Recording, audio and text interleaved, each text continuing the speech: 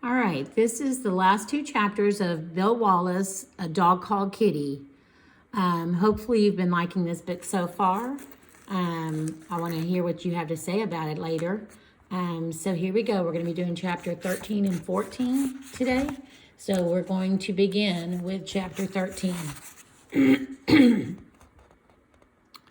I was right proud of Mama. She didn't make a big fuss or go to bawling when she found us. She didn't get gushy and smooch all over me after she got us back to the house either. She kept her head real good. There was so much that needed to be done. I reckon she didn't have time. She got things done too, without the least little fuss. First off, she tried to call a doctor for me.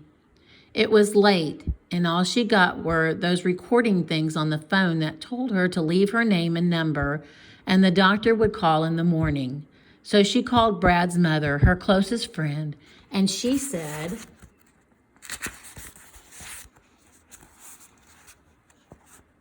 she knew a doctor, and they'd be there quick as possible. Next, Mama called the vet. She told me she didn't know a thing about patching up a dog, and after I kept pestering her for a while, she called. Mr. Stubble, who got there before the doctor did. He told Mama he'd called the sheriff and they'd come and find the dogs, take them to Oklahoma City for the test to make sure that they didn't have rabies. That sent a scare running through me. I could still remember having to take those rabies shots back in St. Louis. I prayed and begged that I wouldn't have to go through all that pain again. After that, he set to work patching Kitty up. He said the cuts and bites weren't bad, but that one in his stomach and another in his back of his neck would need stitches. Kitty was brave about fighting off that pack of wild dogs to save a little calf, but when it came to being doctored, I reckon he was even bigger coward than I was. Mr. Stubble got a couple of shots to give him, and Kitty threw a regular fit. He started squalling and finally broke out away from Mama and took out running. I bet Mama and the vet chased that crazy dog through the house for 30 minutes before they finally caught him and wrestled him to the kitchen table. The shots calmed him, but not enough to keep him from yowling and snapping when the vet tried to stitch up his wounds. It took Mama and me and the vet to hold that dog down. Brad and his mom got there with the doctor about the time that we were halfway through. Brad and his mom took our places, holding Kitty down while the doctor fixed me up. I was sure glad when he said that there wasn't any need for stitches. He gave me 3 shots, cleaned out the cut in my knee with hydrogen peroxide, and then put a butterfly bandage over it. He sprayed the dog bite with some kind of disinfectant that almost made me climb the wall. Then he said there wasn't much else that he could do for it. The sheriff and a bunch of men drove up about 10 minutes later. I told them where the dogs had jumped Kitty and me, and the whole bunch of men started out to find them. One of the men told Mama that he had called the state health department in Oklahoma City and that they said that they have men waiting there to examine the dogs for rabies, so as soon as they brought them in. The vet said there probably wasn't much need worry about rabies because it was more likely in spring than winter like now. That didn't help me though. There was a knot in my stomach, a shaking in my arms that just wouldn't stop when I thought about those rabies shots. After a little bit, I started feeling sleepy though. Mama told me it was from one of the shots the doctor gave me. I fought it for as long as I could. There was too much going on. There was too much going on for me to sleep. Too many people around. Too much commotion.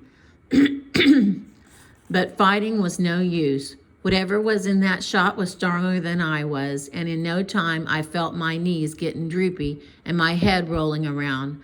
I finally gave it up, went to sleep despite the noise and commotion. The sound of a siren brought my eyes open. I could tell that the light coming in the window that it was daytime. That siren got louder and louder. Then I could tell it was right outside the house and still going. I blinked a couple of times, sat up on the edge of the couch and looked around. Our living room was filled with people. The vet and the doctor were still there. So were Brad and his mom. Sometime while I was asleep, Brad's father had come. There were neighbor folks too. The Jensens from about a mile north of our place, the Rogers and the Simmons and the Priddles were there too. Everybody was watching the door. The door flew open and a man who had come with the sheriff last night rushed in. He was waving a piece of paper in his hand, smiling from ear to ear. "They're all right," he shouted. "The dogs are okay. No rabies." What he said sent a chill through me, made my heart pound till I thought it was going to jump right out of my chest. All of the people sitting around cheered. Then everybody looked at me. All the folks made over me, patted me on the back and shoulder while Mama hugged me up tight. "Did you hear?" Mama sniffed. I hugged her. "Yes, Mama, I heard." Everybody was laughing and talking, and suddenly above the commotion I heard Dad's voice. "What the?" He stopped, cleared his throat. "What on earth's happened?" Dad liked to throw a wall-eyed fit. He kept running around the house, asking questions, yelling, and in general making a complete pest out of himself. I didn't blame him for getting so excited. After all, there was a sheriff's car with a siren going outside. Then there were a whole bunch of other cars, not to mention all the people inside the house. I reckon he would have gone right on asking what had happened and then running off to ask someone else before she could even answer him. If it hadn't been for Mr. Stubble. The vet finally told Dad that he was going to give him one of those tranquilizer shots that he used on the cows if he didn't settle down. Mama told Dad all that had gone on, and everybody else in the house had to jump in and add to her story. The men from the sheriff's department kept saying how brave I was and how they'd hate to tangle with me and my dog after what we'd done to those three hounds. The doctor told him how brave I was about getting doctored, and the vet told him how Kitty had acted and about him and Mama having to chase him all over the house. Everybody was excited and happy. Everybody was laughing and all trying to talk at once. It was pretty exciting for me too, but after listening in on all the stuff for well over an hour, I kind of got bored with it. Everybody was clumping up around Mama and Dad at the kitchen table, and since nobody was watching, I figured this would be a good time for me and Brad to sneak off. Mama and Dad had been saying that I could have Brad out to spend the night, but with all the chores in school and Dad being away, we never had time. While everybody was busy talking to Dad, I motioned Brad over. He had me put my arm over his shoulder so he could help me walk. Then he headed upstairs. Mama had put Kitty on a pile of towels at the foot of my bed. He was still kind of weak and groggy. Instead of waggling all over and trying to jump on me when I came in, he just lifted his head a little and whimpered. Brad and I sat down beside him and petted him. Even all chewed up with all the stitches in him, he's still a fine-looking dog, Brad said. I shrugged. He's just an old stray, not worth much. He's sort of like a bad cold. He came along one day, and I haven't been able to get rid of him. I was only teasing about the way I felt toward Kitty. He knew it, too, because his tail kept wagging all the time I was talking about him. Sure, in the beginning, it was like I said, I didn't think much of him. I didn't want him around. Now it was different. I never thought I could stand being around dogs, much less love one. But I love Kitty, loved him more than just about anything. That's why when he died, something in me died too.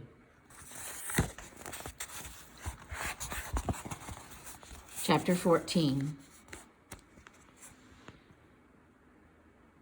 Kitty and me were regular heroes for a long time. The newspaper in town wrote up a big story about how the two of us destroyed the pack of wild dogs that had been killing calves out west in Chickasha. Our wounds healed quickly, and it was in no time before we were out riding the country again, opening neighbors' gates and exploring all over. Then oil company moved in town down the road. They put up tall derrick and started drilling. I spent a big part of the summer watching them and visiting all the men out at the oil well. A fellow named Arthur Sindens took a real liking to me and Kitty. He used to share his lunch with us.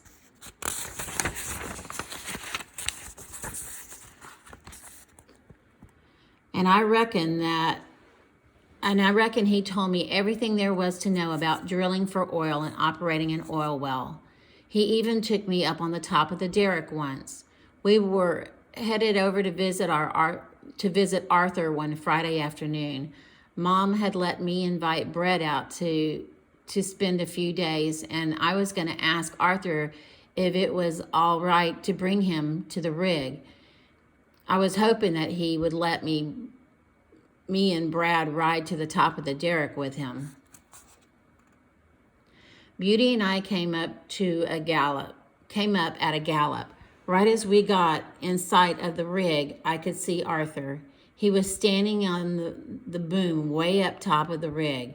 He was waving his arms, and above the sound of the machines, I could hear him yelling, "Wait! Stop!" I yanked Beauty up, yelled for Kitty, only Kitty was thinking about his stomach, like usual, and expecting Arthur to feed him when he got to the oil well. I yelled again, but Kitty never heard me. There was a big truck backed up to the rig with a load of pipe on it. Kitty went tearing past the side of it. Just as he did,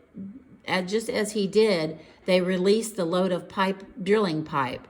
Arthur was yelling at the men trying to stop them, but they didn't hear him. The pipes rolled and tumbled off the truck. Kitty was right under them. He never heard those heavy crushing pipes coming down on him, never heard me or Arthur yelling for him to run. The men were real sorry it had happened. They must have told me 100 times that everybody was working to move the pile of pipes. Arthur picked up Kitty's body after the men had moved everything. He turned around, trying to hide the sight from me. "I'm sorry, Ricky," he said. "I'll take care of him for you." I swallowed down my tears. "Is he dead?"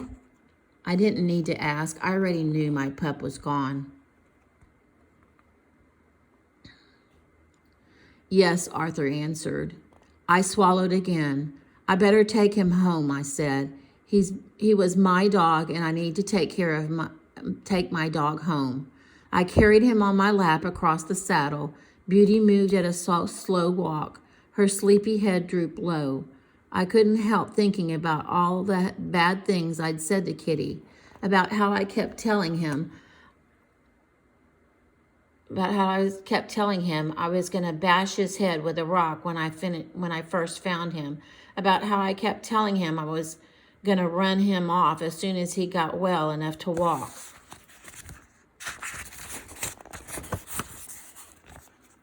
About how I called him a coward the day that he got the cow to chase me. Now he was gone. Now it was too late to tell him that I never meant all of those things. Too late to tell him how much I loved him and needed him. I reckon he knew, though. I guess he knew that all along. I don't remember crying much or feeling sick to my stomach or setting up a big fuss when I told Mama and Dad. I just felt empty inside. I buried him on top of the terrace by the barn. That was his favorite spot, the place that that he used to sit and soak up the sun while he was watching for the cats. Then I put Beauty in her pen and went to the house. Mama and Dad tried to talk to me, tried to help me feel better. I listened to all they had to say, listened when Dad told me I had to remember good things, the fun things me and Kitty used to do together. And that's how dying was dying was natural, and how if it hadn't been for the accident, Kitty would have died sooner or later, because dying was just a part of living. I listened to them, but it didn't help. The empty feeling stayed inside me, stayed there, making me wake up at night. Making me eat only half the food on my plate, making the corners of my mouth droop. Kitty was dead. I knew I'd never get over that empty feeling inside me. Dad wanted to get me a dog, but I told him I didn't want one.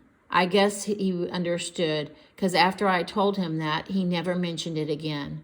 Mama tried to cheer me up, too. She took me swimming and visiting with friends in town. She even let Brad come out a couple of weeks and spend 4 days with us. Only nothing seemed to help.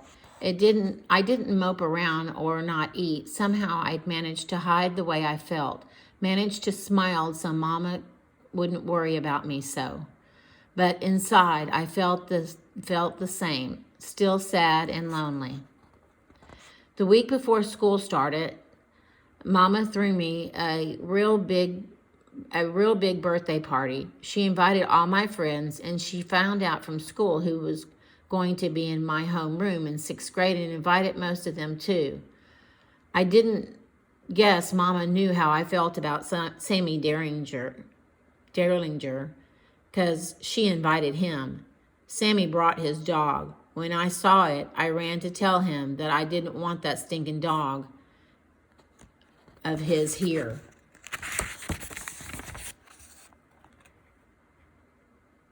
And for his mama to take it back home. But Sammy's mama had dropped him out of the car. And before I could tell her, she drove off. It was a pretty good party. I managed to laugh and play with the guys, but all the time inside I was wishing it was over so I could be alone. We played cowboys and Indians on the rock hill, and I let some of them ride Beauty with me. Then we went back to the house for cake and ice cream. Mama and Dad had saved their present till last. It was a football. I'd always wanted a football, and I tried to let them know how happy it made me. We chose up teams. I was the captain, and Brad was the other. We played in the pasture out south of the barn.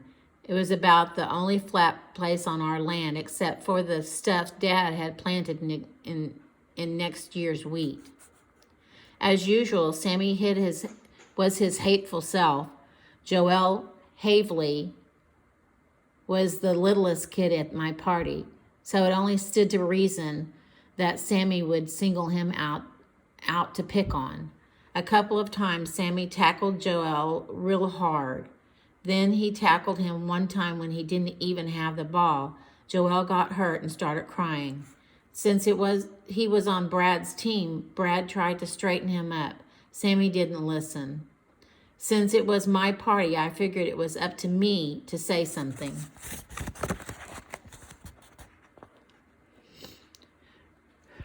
"Why don't you leave Joel alone, Sammy?" He got that real smart look on his face. "Mind your own business," he snapped. "I ain't hurting him none. He's just being a baby. You're being too tough, Sammy. Too rough. Why don't you leave him alone?" Sammy put his hands on his hips, marched up to me when I helped Joel off the ground and dusted his shirt. "You gonna make me, Ricky?" I looked him square in the eye. If I have to, I know better than to turn my back on you like last time. "You touch me," he threatened. "You hit me, I'll sick my dog on you." I stopped, stared at him. All of a sudden, there was a big commotion over by the barn, growling and barking and all sorts of racket. We forgot the argument and went racing around to see what was going on. Sammy's dog was standing up over a little pup. He had him pinned down and his front paws biting at him. The pup was so little and scrawny, and he didn't stand a chance. From the looks of him, he was probably a stray that somebody had dumped. Wherever he came from, he had gone without food for a long time and wasn't in any shape to put up a fight against the bigger dog. "Call your dog off," Brad yelled. Sammy came rushing up beside him. "Get him, Butch. Tear him up, boy." That Butch is a great fighter. He never has lost a fight. Everybody was jumping around and yelling at the two dogs. I still don't know what made me do it, but for some reason, without thinking, I ran over to them. I grabbed Sammy's dog by the scruff of the neck and the tail, picked him up, and slung him. He flapped against the barn with a thud, then stood there on the ground shaking his head.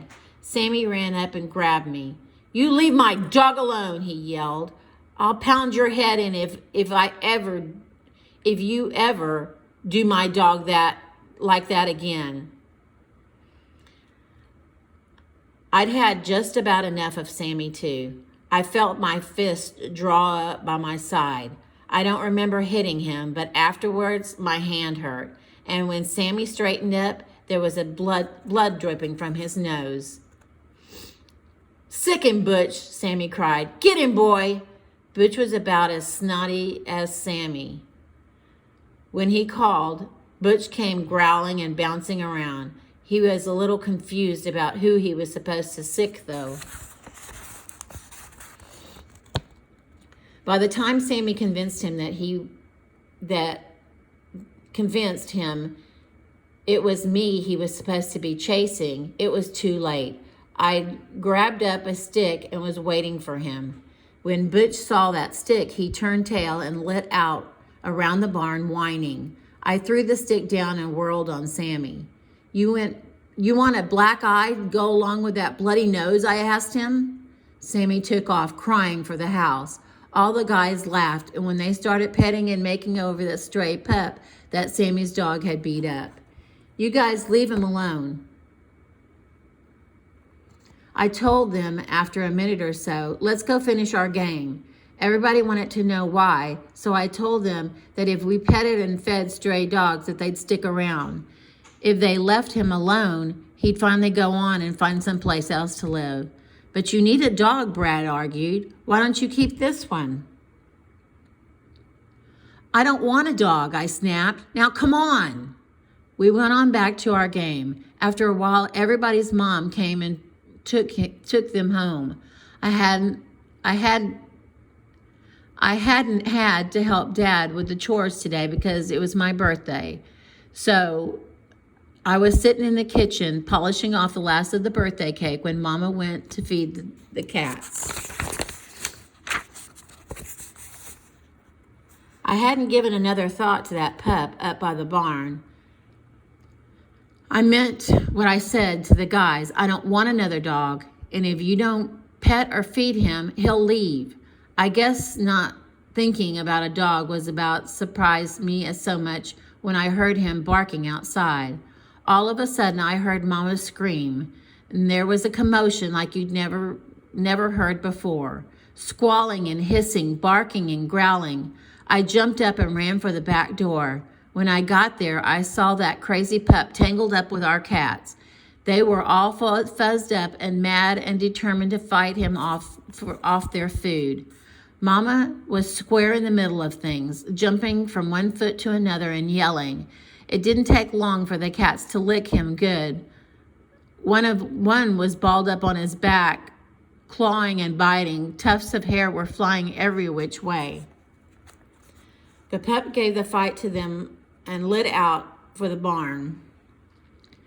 He had his tail tucked and his was yelping and squalling all the way, setting up so much of a fuss that you would have thought our cats was still chasing him. That's when I heard myself laughing. I heard it was a real laugh this time, not a put-on laugh to keep Mama and Dad from worrying, a real laugh that came from way down deep in my stomach. I watched that little scraggly pup run for the barn, laughed and laughed until the tears came to my eyes.